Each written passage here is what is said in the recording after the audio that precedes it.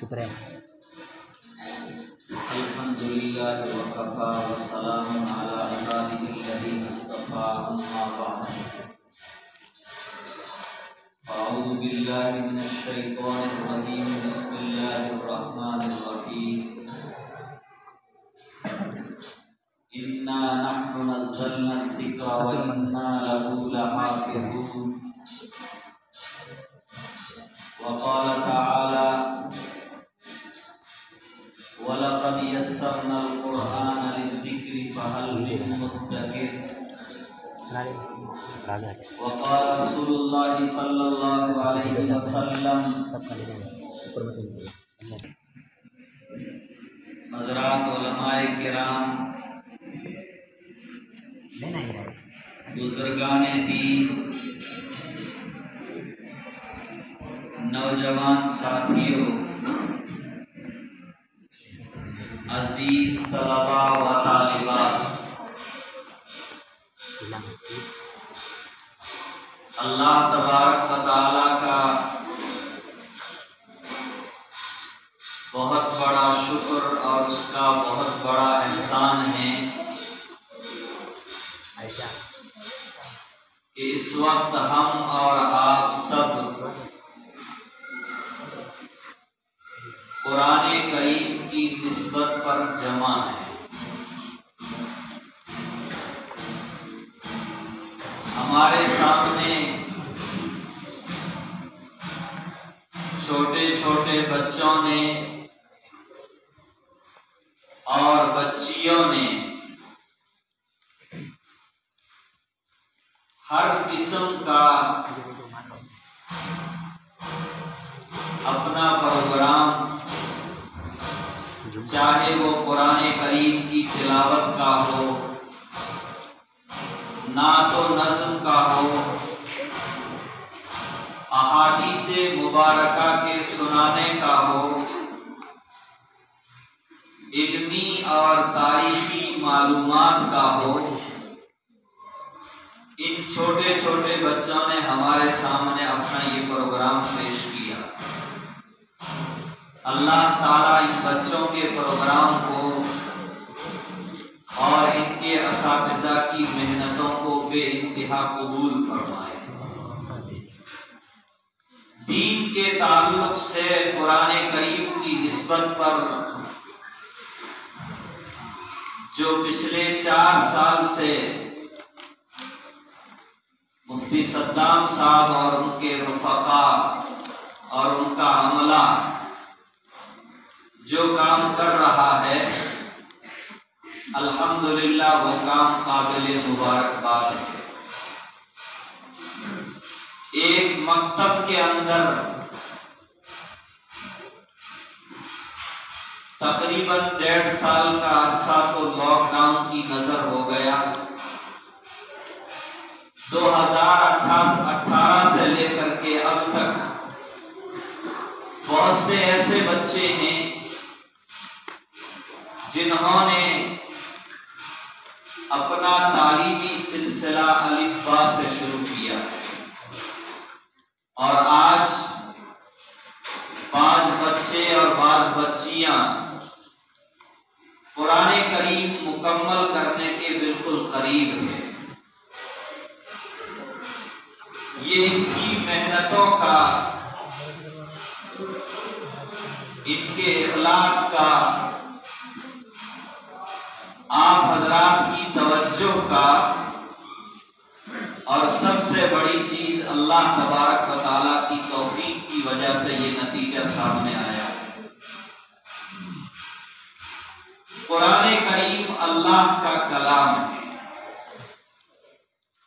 ہماری اور آپ کی سعادت ہے، نیک بختی ہے کہ اللہ نے قرآن کریم کے ساتھ ہم سب کو جوڑ دیا ہے۔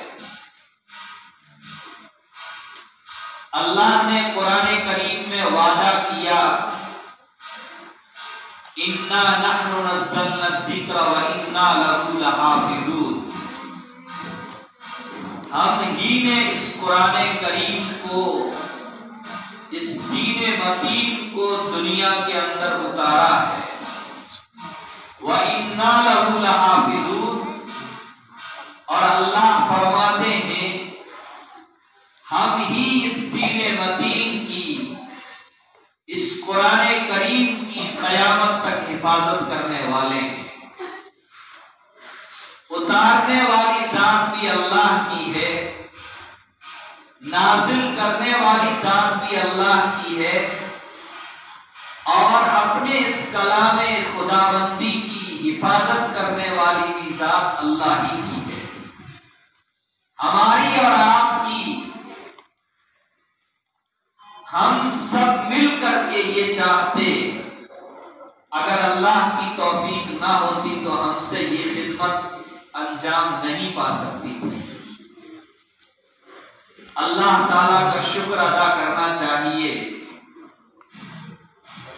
یہ ہمارے شہروں میں، ہماری بستیوں میں دین کو سمجھنے والے علماء پیدا ہو رہے ہیں،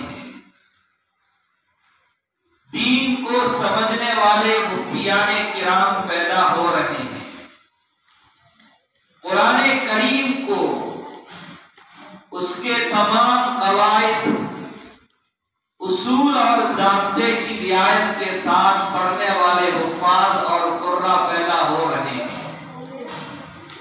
یہ ہمارے لیے بڑی سعادت اور نیک بختی کی بات ہے۔ اللہ کسی کا محتاج نہیں ہے، جب اس نے خود گارنٹی لی ہے تو اللہ کے علم میں ہر چیز ہے کہ قیامت تک اللہ قرآن کریم کی، دین اسلام کی کہاں کہاں سے اور کیسے کیسے اور کن کن کے ذریعے اللہ تعالیٰ حفاظت فرما لیں گے، اللہ کے علم ازلی میں یہ پہلے سے یہ چیز موجود ہے اور چلی آ رہی ہے۔ ہم کو تو اس بات پر شکر ادا کرنا چاہیے کہ آج ہم قرآن کریم کی کسی بھی طرح کی خدمت انجام دے رہے ہیں تو یہ اللہ کی توفیق سے ہو رہا ہے، اور ہمارے لیے یہ سعادت اور نیک بختی کی چیز ہے۔ حضرت نبی کریم صلی اللہ علیہ وسلم کے پاس میں جب حضرت جبرائیل علیہ السلام وحی لے کر کے آتے تھے، کیا لے کر کے آتے تھے؟ وحی لے کر کے آتے تھے، تو حضرت نبی کریم صلی اللہ علیہ وسلم قرآن کریم کو جلدی جلدی پڑھنے کی اور یاد کرنے کی کوشش فرماتے تھے۔ دل میں یہ خطرہ لگا ہوا رہتا تھا کہ جبرائیل امین علیہ السلام ابھی سنا کر کے چلے جائیں گے، اور اللہ کی طرف سے میرے اوپر جو قرآن کریم کی یہ نعمت اور یہ امانت نازل ہو رہی ہے، اس امانت اور اس نعمت کو میں اپنے سینے کے اندر محفوظ کر پاؤں گا یا محفوظ نہیں کر پاؤں گا۔ تو نبی علیہ السلام اس کو جلدی جلدی پڑھا کرتے تھے۔ اللہ تبارک و تعالیٰ کی طرف سے وحی آ گئی، اے نبی علیہ السلام، اے میرے پیارے، اے میرے لاڈلے، آپ کو گھبرانے کی ضرورت نہیں ہے۔ ان علینا جمعہ وقرآن، ان علینا جمعہ وقرآن، جب اتار ہم رہے ہیں، قرآن کریم کو نازل ہم کر رہے ہیں، اس کے احکامات کو ہم اتار رہے ہیں، اے نبی علیہ السلام آپ کو پریشان ہونے کی ضرورت نہیں ہے۔ اس قرآن کو جمع کرنے کی، اس قرآن کو محفوظ کرنے کی ہماری گارنٹی ہے۔ ان علینا جمعہ وقرآنہ، اور قیامت تک اس قرآن کریم کو پڑھانے کی، اس کا جو اصول ہے، جو ضابطہ ہے، اس کے مطابق پڑھانے کی بھی ہماری گارنٹی ہے۔ اور یہاں تک نہیں، صرف جمع کروانا، صرف قرآن کریم کو پڑھوانا، اللہ فرماتے یہی چیز نہیں، بلکہ قرآن کریم پوری دنیا میں جائے گا تو سارے لوگ عرب نہیں ہیں، سارے لوگ کیا نہیں ہیں؟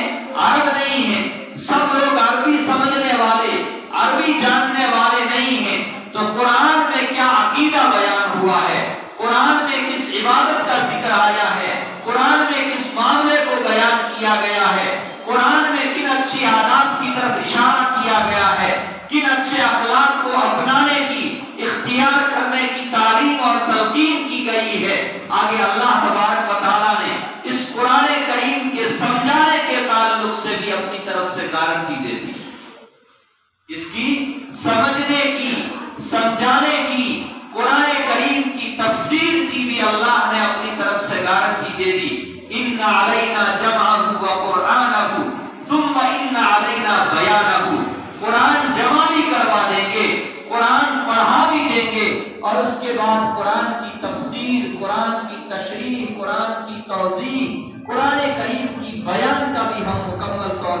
انتظام کروا دیں گے۔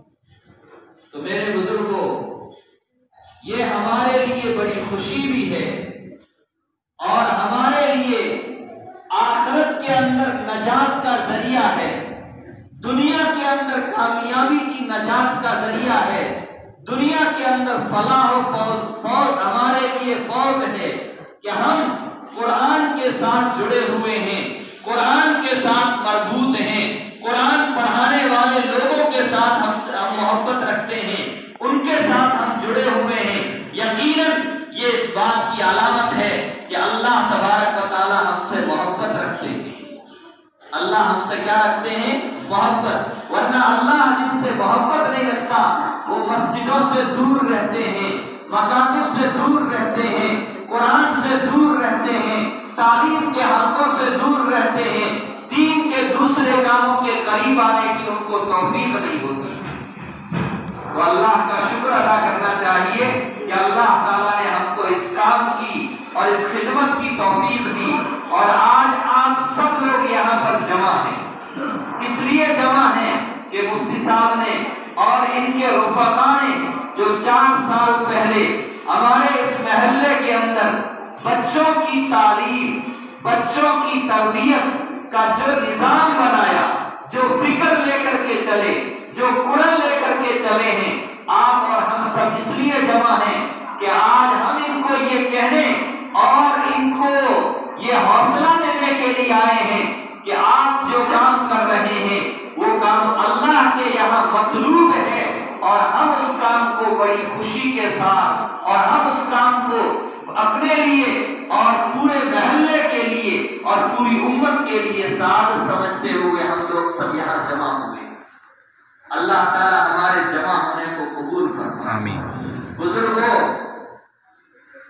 یہ کام جس میں آدمی کو 24 گھنٹہ اپنے دل و دماغ کے ساتھ مشغول رہنا پڑتا ہے، کیا کرنا پڑتا ہے؟ دل و دماغ کے ساتھ 24 گھنٹہ مشغول رہنا پڑتا ہے۔ اگر 24 گھنٹہ دل و دماغ کے اوپر فکر اور قرآن سوار نہ ہو تو 4 سالوں میں 3 سالوں میں اس طرح بچوں کی یہ محنت اور بچوں کے یہ حلیے اور بچوں کی یہ پوشاک، بچوں کا یہ لباس، بچوں کی یہ وضاحت ہمارے سامنے نہیں آ سکتی ہے۔ اور خاص طور سے شہروں کا جو ماحول ہے، اس ماحول کو دیکھتے ہوئے تو بچوں کو اس وضاحت کے اوپر لانا کہ بچے ایک دم اسلامی لباس کے اندر ہو، شرعی لباس کے اندر ہو، سنت لباس کے اندر ہو۔ شہروں کے اندر ہر طرح کا ماحول ہوتا ہے، ہر طرح کی تہذیب ہوتی ہے، ہر طرح کا کلچر پایا جاتا ہے، مختلف قسم کے، مختلف برادریوں کے، مختلف اقوام کے لوگ رہتے ہیں۔ بچوں کی طبیعتیں کمزور ہوتی ہے، کسی بھی چیز کو دیکھ کر کے ان کی طبیعتیں مچلنے لگتی ہے اور طبیعت اس کی طرف مائل ہو جاتی ہے۔ اساتذہ کرام قابل مبارکباد ہے کہ انہوں نے بچوں کی یہ تربیت کی کہ ہمارے نبی کا یہ حلیہ تھا، صحابہ کرام کا یہ حلیہ تھا، ہمارے نبی کا یہ لباس تھا، صلحاء کا یہ لباس ہے، اہل اللہ کا یہ لباس ہے، اولیاء اللہ کا یہ لباس ہے۔ اسی لباس کے اندر ملبوس ہو کر کے یہ بچے ہمارے سامنے آج پیش ہوئے۔ اللہ تعالیٰ ان کی محنتوں کو بے انتہا قبول فرمائے، اور جس نیک مقصد کے ساتھ میں یہ محنت اور یہ کام یہاں شروع ہوا ہے، اللہ ہر محلے کے اندر اسی طرح کی دینی تعلیم اور صحیح دینی تربیت کا بہترین انتظام فرمائے۔ بزرگوں، پہلے نبی حضرت آدم علیہ السلام ہیں۔ کون ہیں؟ آخری نبی حضرت محمد مصطفیٰ صلی اللہ علیہ وسلم ہیں۔ حضرت آدم علیہ السلام کے تعلق سے حضرت نبی کریم صلی اللہ علیہ وسلم کے حوالے سے اللہ نے قرآن کریم کے اندر جس وحی کا ذکر فرمایا ہے، اس کا وحی کا ذکر فرمایا ہے، ہم اور آپ اس چیز کے اوپر غور کریں گے، علماء سے پوچھیں گے، قرآن کی تفسیر اٹھا کر کے ہم دیکھیں گے تو ہم اس نتیجے کے اوپر پہنچیں گے کہ اللہ نے آدم علیہ السلام کو پیدا کیا. کیسے پیدا کیا؟ مٹی کا ایک مجسمہ بنا کر کے، مٹی کے ذریعے ایک شکل و صورت بنا کر کے زمین کے اوپر اللہ نے ان کو ڈال دیا. ابھی اندر روح نہیں پھونکی ہے. کیا؟ روح نہیں پھونکی ہے، لیکن آدم علیہ السلام نبی ہے. قیامت تک ان کے ذریعے جو نسل آئے گی، اس نسل کی کیا عادتیں ہوں گی، کیا اخلاق ہوں گے، کیا ان کی صفات ہوں گی، اللہ تعالیٰ نے فرشتوں کو وہ صفات اور وہ عادتیں بتلا دی. اور پھر فرمایا جا کر کے دیکھ لو، میں ان کو دنیا کے اندر اپنا خلیفہ، اپنا نائب اور اپنا وائسرائے بنانے والا ہوں. اذ قال ربک للملائکۃ انی جاعل فی الارض خلیفہ. اللہ نے ملائکہ سے فرمایا میں اس مخلوق کو، میں جو یہ مجسمہ پڑا ہوا ہے اس میں روح ڈالوں گا. ڈالنے کے بعد میں اس کو زمین پر اتاروں گا اور اتار کر کے زمین کے اندر اپنے احکامات کے جاری کرنے کے تعلق سے، دنیا کا نظام چلانے کے تعلق سے دنیا کے اندر اس کو میں اپنا نائب بناؤں گا.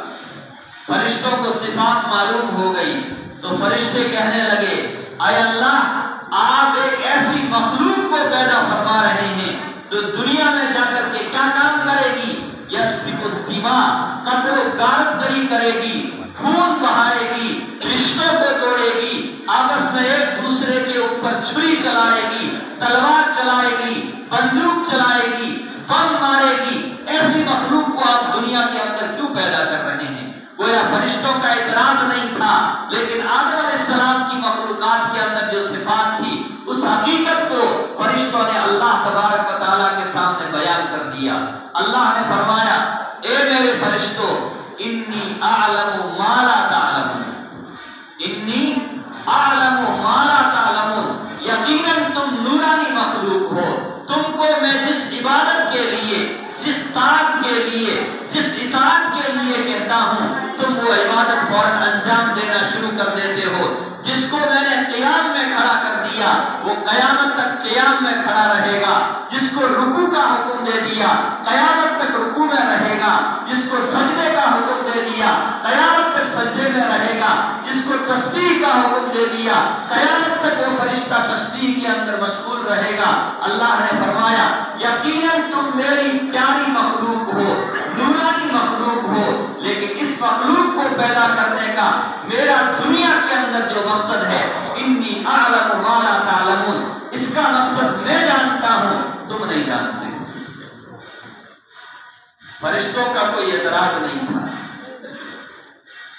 اللہ تعالیٰ نے آدم علیہ السلام کے دماغ کے اندر علم آدم الاسماء کلہا، جتنی چیزیں، جتنی مخلوقات، جتنی اشیاء اللہ دنیا کے اندر پیدا کرنے والے تھے، مفسرین نے لکھا ہے اللہ نے ان ساری چیزوں کے اسماء اور ان ساری چیزوں کے نام آدم علیہ السلام کے دماغ کے اندر فٹ کر دیے.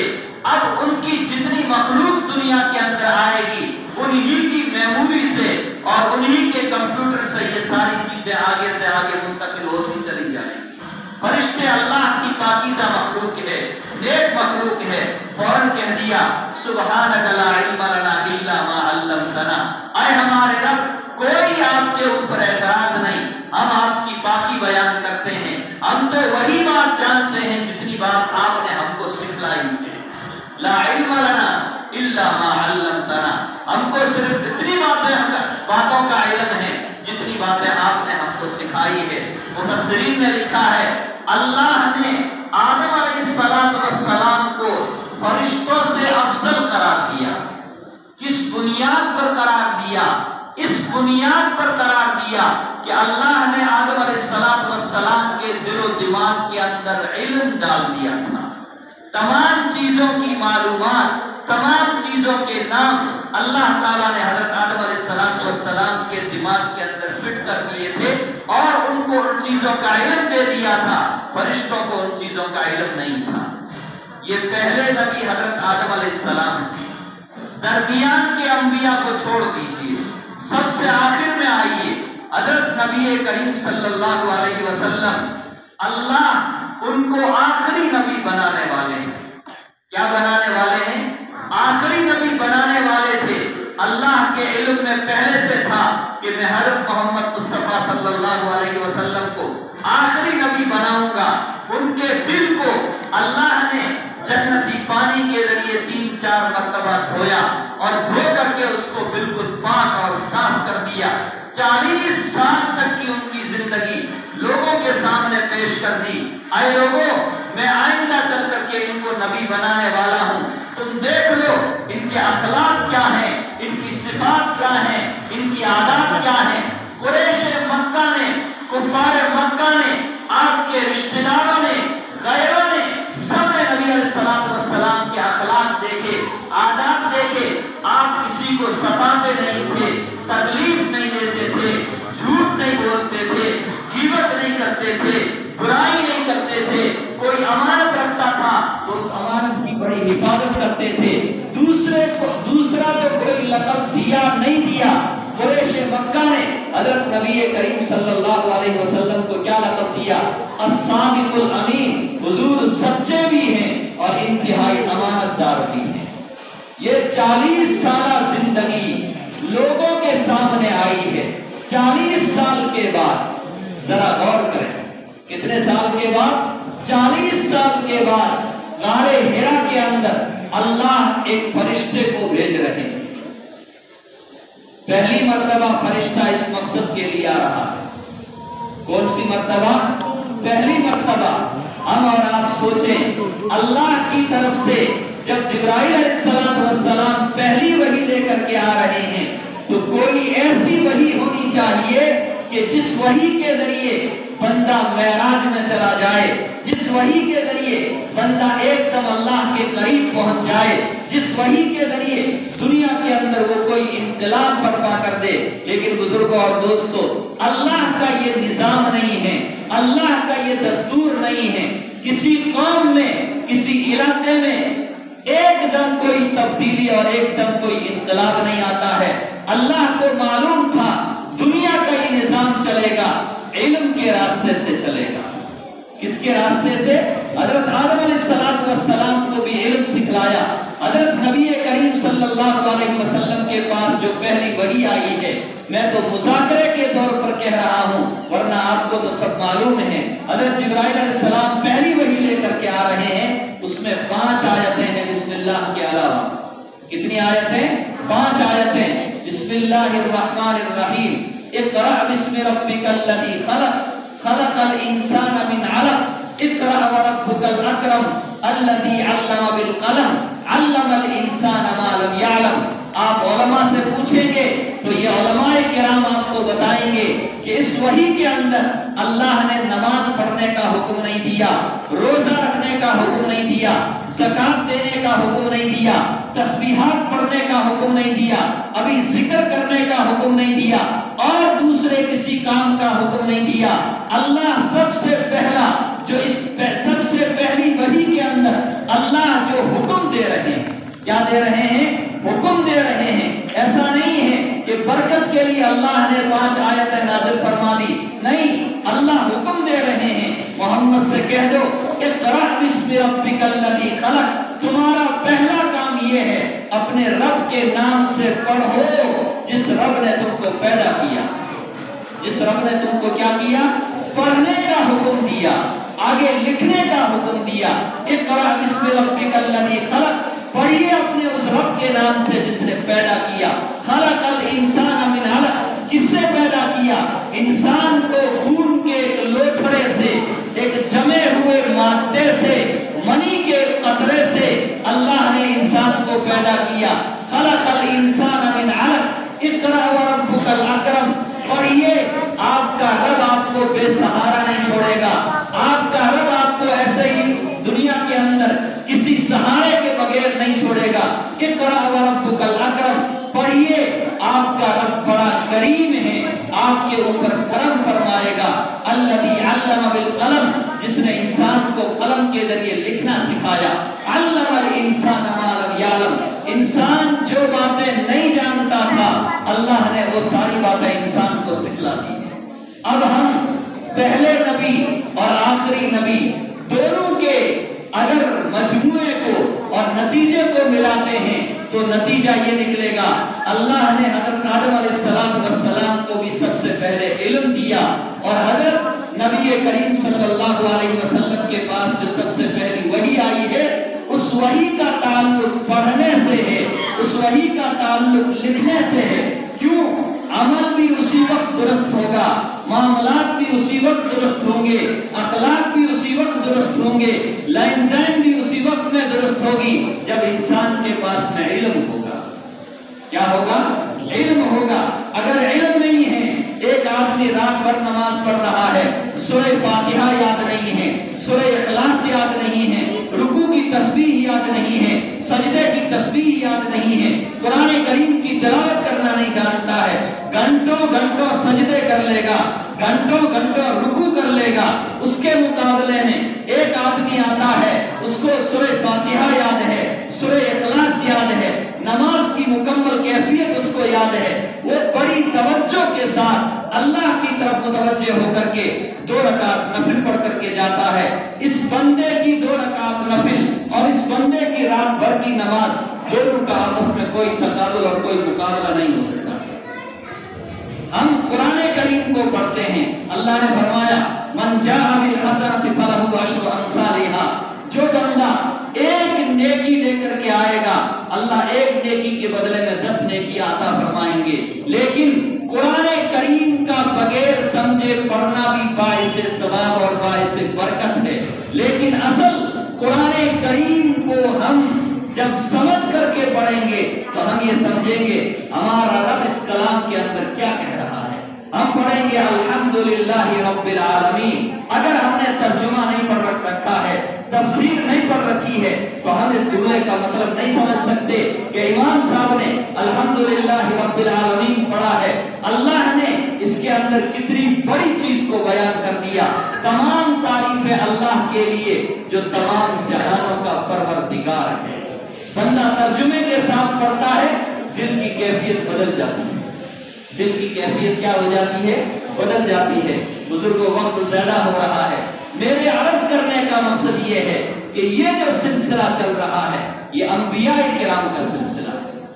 اس کا ہے تعلیم کا سلسلہ، تلاوت قرآن کا سلسلہ، تفہیم قرآن کا سلسلہ، تشریح حدیث کا سلسلہ، فقہ کے پڑھنے پڑھانے سمجھنے کا سلسلہ. یہ ساری چیزیں انبیاء کرام کی وراثت ہے جو اللہ نے ہمارے ان بچوں تک منتقل کر دی ہے.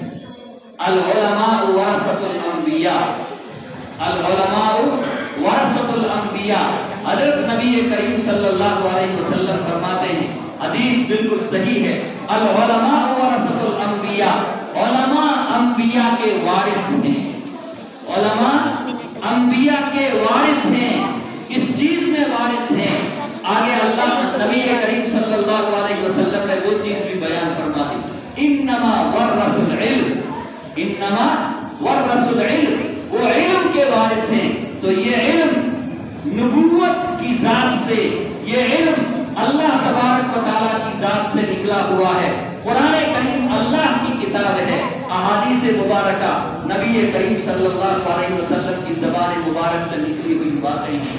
تو ہمیں اپنے ان مکتبوں کی، اپنے ان مدرسوں کی، اپنے ان علماء کی، اپنے ان مساجد کی اللہ ہم سب کو قدر کرنے کی توفیق عطا فرمائے. اس سے بڑھ کر میں آپ سے سب سے بڑی گزارش اور سب سے بڑی درخواست یہ کرتا ہوں کہ اتنا بڑا محلہ ہے، مفتی صاحب بھی فرما رہے تھے 125 بچے، 150 بچے، 150 کے قریب بچے ہیں. نہیں بزرگوں، ہمارا ہر بچہ آج ہمارے دل کی تمنا نہیں، دنیا کے حالات کو دیکھتے ہوئے ہم کہتے ہیں ہمارا ہر بچہ نہیں تو ہر علاقے کے اندر، ہر محلے کے اندر ہمارے ایسے بچے ہونے چاہیے جو ہاسپٹل کے اندر بھی کام کریں، انجینئر کی لائن کے اندر بھی کام کریں، اسکول کے لائن سے بھی کام کریں، سرکاری لائن سے بھی کام کرنے والے ہوں، سیاست کے میدان میں کام کرنے والے ہوں، سماجی طور پر بھی کام کرنے والے بچے ہوں اور نوجوان ہوں، لیکن ان سب سے پہلے جو چیز ضروری ہے وہ چیز یہ ہے کہ اگر ہم نے ان کے دلوں کے اندر اللہ کا خوف نہیں بٹھایا، کیا نہیں بٹھایا؟ اللہ کا خوف نہیں بٹھایا، دینی تعلیم اور دینی تربیت کا انتظام نہیں کیا، تو ہمارا وہی بچہ جس کو ہم نے ڈاکٹر بنایا ہے وہ آگے چل کر کے لٹیرا بنے گا۔ ہمارا وہی بچہ جس کو ہم نے انجینئر بنایا ہے اس لیے بنایا کہ وہ انسانیت کی قوم کی خدمت کرے، لیکن اس کی صحیح تعلیم صحیح تربیت نہیں ہوگی، آگے چل کر کے وہ امت کو لوٹنے والا بنے گا، امت کی جیبیں خالی کروانے والا اور اپنے بڑے بڑے بنگلے بنا کر کے کمزور لوگوں غریب لوگوں کو ستانے والا بنے گا۔ اس لیے ضروری ہے کہ ہم دنیا کے ہر شعبے کے اندر اپنے بچوں کو آگے بڑھائیں، لیکن اس سے پہلے ضروری ہے کہ ہم اپنے بچوں کو قرآن کے ساتھ دینی تعلیم کے ساتھ وابستہ اور مربوط کر دیں۔ بہت ضروری چیز ہے، بہت کیا ہے؟ ضروری چیز ہے، اور علماء نے ہر زمانے میں یہ کام کیا ہے، وقت نہیں۔ میں آپ کو تاریخ بتاؤں، انگریز نے جب اس ملک کے اوپر قبضہ کر لیا، ایک لمبی چوڑی تاریخ ہے، کب آیا کب نہیں آیا، 1857 تک پہنچتے پہنچتے اس نے ملک کے پورے حصے کے اوپر مکمل طور پر قبضہ کر لیا، اور کیا کام کیا؟ صرف دہلی کے اندر، اور دوسری جگہ چھوڑیے، صرف دہلی کے اندر 2000 مدرسے تھے، سارے مدرسوں کے اوپر بلڈوزر چلا دیے۔ ایک سال کے اندر صرف دہلی کے اندر 3500 علماء کو سولی کے اوپر چڑھایا گیا، اور دیندار لوگوں کو پتہ نہیں کتنے لوگوں کو سولی پہ چڑھایا گیا، قتل کر دیا گیا۔ ایسے پرخطر حالات، ایسے نازک حالات، ہر آدمی کو اپنی جان کی فکر پڑی ہوئی ہے، ہر آدمی کو اپنی جان کی فکر پڑی ہوئی ہے۔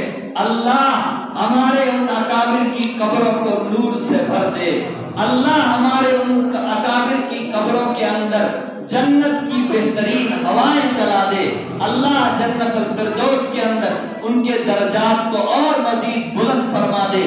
کتنے کروڑوں نہیں لاکھوں لوگ دنیا کے اندر بیٹھ کر کے آج ان کی مغفرت کے لیے، ترقی درجات کے لیے دعائیں کر رہے ہیں۔ کیوں کر رہے ہیں؟ انہوں نے ہمارے گھر میں مال پہنچایا ہے، انہوں نے ہمارے بچوں کو مال دیا ہے، انہوں نے ہماری شادی کا انتظام کیا، انہوں نے ہمارے گھر بنانے کا انتظام کیا۔ نہیں بزرگوں، انہوں نے صرف اور صرف ایک انتظام کیا کہ حکومت بدل چکی ہے، مدرسے ختم ہو چکے ہیں، مسجدیں ڈھا دی گئی ہیں، منہدم کر دی گئی ہے، علماء سولی کے فندوں کے اوپر چڑھ گئے ہیں، کسی کو گرم تیل کے اندر جلا دیا گیا ہے، کسی کو چھری سے کاٹ دیا گیا، کسی کو کسی طرح ختم کر دیا گیا۔ بچے کچے لوگ ہیں، فکر یہ ہے کہ نسل تو آگے بڑھے گی، نسل تو آگے بڑھے گی۔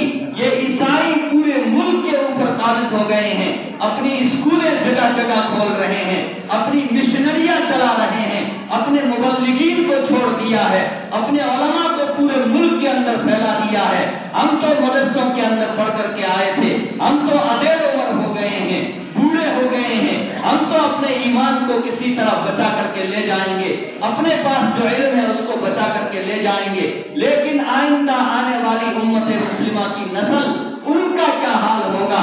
انہوں نے بیٹھ کر کے مشورہ کیا، اور مشورے کے بعد یہ طے پایا کہ دینی تعلیم کا انتظام کیا جائے۔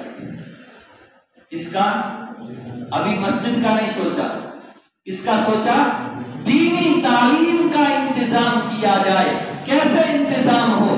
مشورہ کر لو اور ایک مدرسہ شروع کر دو۔ ایک استاذ کو بیٹھا دیا، پہلے دن ایک شاگرد آیا، اور اس کے بعد شاگردوں کی لائن لگی، اور اللہ نے ان بزرگوں کے اخلاص کی وجہ سے، ان علماء ربانیین کے رونے کی وجہ سے، ان کی راتوں کی آہ سحرگاہی کی وجہ سے اللہ نے اس ادارے کو، اس ادارے کے اکابر کو ایسی مقبولیت اور ایسی قبولیت عطا فرمائی کہ امریکہ کے ورلڈ ٹریڈ سینٹر کے نیچے آج اس ادارے کی شاخ کھل چکی ہے۔ کیا کھل چکی ہے؟ شاخ کھل چکی ہے۔ باطل یہ چاہتا ہے کہ ان کو ختم کر دیا جائے، اسلام کو ختم کر دیا جائے، مسلمانوں کو ختم کر دیا جائے۔ بزرگوں، لمبی تاریخ ہے، اسی تاریخ کی ایک سنہری کڑی آپ کا یہ مدرسہ ہے، آپ کی یہ مسجد ہے۔ اللہ اس کو بے انتہا قبول فرمائے۔ میں ان کو بھی مبارکباد دیتا ہوں اور آپ حضرات کو بھی مبارکباد دیتا ہوں کہ آپ نے ان کی طرف توجہ کی، اللہ نے ان کو حوصلہ دیا، انہوں نے یہ سلسلہ شروع کیا ہے۔ اللہ کرے یہ سلسلہ اس شہر کے اندر، اس محلے کے اندر اور زیادہ مضبوط ہو، اور زیادہ کیا ہو؟ مضبوط ہو۔ اور چلتے چلتے میں آپ کو ایک بات اور بتا دوں، ہمارے اکابر علماء جنہوں نے 150 سال تک یہ کوشش کی کہ دینی تعلیم کا، دینی تربیت کا صحیح انتظام ہو جائے، 150 سال کے بعد انہوں نے امت کو یہاں تک لا کر کے کھڑا کر دیا کہ جگہ جگہ مدرسے بن گئے، جگہ جگہ مکتب بن گئے، محلے محلے مسجدیں بن گئی، نماز پڑھنے کا انتظام ہے، دینی تعلیم کا انتظام ہے، دینی تربیت کا انتظام ہے، خانقاہوں کا انتظام ہے۔ اب ہمارے سامنے یہ تقاضا آ رہا ہے کہ ان مدرسوں کے ساتھ دینی تعلیم اور دینی تربیت کے رہتے ہوئے، دینی تعلیم، دینی تربیت کے مزاج اور ماحول کے ساتھ ہم اسلامی اسکولیں قائم کریں۔ کیا میں مسلم اسکول نہیں کہہ رہا ہوں، مسلم اسکول دنیا میں بہت ہے، میں یہ کہہ رہا ہوں کہ ہمارے بزرگوں کی یہ آج کڑن ہے، یہ فکر ہے کہ جس طرح مدرسوں نے اور دوسرے دین کے شعبوں نے مسلمانوں کو، اسلام کو ترقی دی، عوام کے اندر دعوت و تبلیغ کے ذریعے ایک دین کی لہر پیدا ہوئی، دینی تعلیم کا انتظام مدرسوں کے ذریعے ہوا۔ آج ضرورت ہے، ملک جس طرف جا رہا ہے، دنیا کے حالات جس رخ کے اوپر جا رہے ہیں، کسی ایک مسکان کا مسئلہ نہیں ہے، سب جگہ یہی حال ہو رہا ہے۔ ہمارے اکابر کی گزارش یہ ہے، بچیوں کے الگ اسکول قائم کیے جائیں، بچوں کے الگ اسکول قائم کیے جائیں۔ تعلیم دلانا ضروری ہے، لیکن تعلیم کے ساتھ ایمان رخصت ہو جائے، ایسی تعلیم کو ہم 100 مرتبہ ٹھوکر مارتے ہیں۔ تعلیم کے ساتھ ایمان رخصت ہو جائے، عبادات رخصت ہو جائے، اعمال رخصت ہو جائے، ایسی دنیا کی تعلیم، ایسی عصری تعلیم جو صرف دنیا کی ترقی دیتی ہو، امت کا کوئی غم نہ ہو، آخرت کا کوئی فکر نہ ہو، اللہ کا کوئی خوف نہ ہو، ایسی مسلم اسکولیں اس زمانے میں نہیں چاہیے۔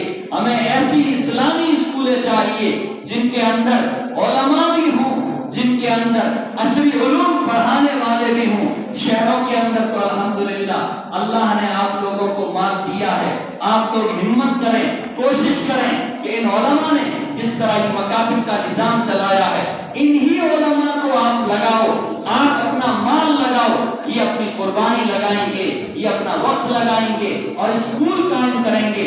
اگلے 20 سال کے بعد میں آپ کو گارنٹی دیتا ہوں، آپ نے آج اگر یہ فکر لے لی، اگلے 20 سال کے بعد یہ علماء جس طرح دین کا درد لے کر کے میدان کے اندر آ رہے ہیں، 20 سال کے بعد اسی ماحول کے اندر پیدا ہو کر کے آنے والا ڈاکٹر، اس کے دل میں بھی قوم کی ہمدردی ہوگی، اللہ کا خوف ہوگا، انجینئر کے دل میں، ماسٹر کے دل میں، سیاستدان کے دل میں، سب کے دل میں جو اس ماحول سے، اس نظام سے نکلے گا، اس کے دل میں اللہ کا خوف ہوگا اور قوم کی ہمدردی ہوگی۔ انشاءاللہ قوم آگے بڑھے گی، ملک آگے بڑھے گا، ہمارے یہ نوجوان بھی آگے بڑھیں گے اور ان کا مستقبل انشاءاللہ بہت شاندار ہوگا۔ ہم بھی کہیں گے کہ ان علماء نے دین کے اعتبار سے، تعلیم کے اعتبار سے جس طرح ہمارا سر اونچا کر دیا، یہ کالج اور اسکولوں سے نکلنے والے لوگوں نے بھی ہمارا اور ہماری قوم کا اور ملک کا پوری دنیا کے اندر نام روشن کر دیا۔ تو بزرگوں، وقت بہت ہو گیا ہے، میں آپ حضرات کو بہت بہت مبارکباد پیش کرتا ہوں۔ اللہ ہم سب کے جمع ہونے کو بے انتہا قبول فرمائے اور یہ فکر اور یہ محنت جو آپ لے کر کے چل رہے ہیں، اس کو اور زیادہ مضبوطی کے ساتھ اور زیادہ محنت کے ساتھ ان بچوں کی، ان اساتذہ کی حوصلہ افزائی کیجیے، انشاءاللہ یہ آپ کا ادارہ بہت ترقی کرے گا۔ اللہ تعالی ہم سب کے جمع ہونے کو قبول فرمائے، ہمارے بیٹھنے کو قبول فرمائے اور بچوں نے جو پروگرام پیش کیا ہے اللہ اس پروگرام کو بھی قبول فرمائے۔ اللہ کہنے اور سننے سے زیادہ ہم سب کو عمل کرنے کی، اور جو باتیں سمجھنے سے تعلق رکھتی ہے اللہ ان باتوں کو سمجھ کر کے ان کو عمل کرنے کی توفیق عطا فرمائے۔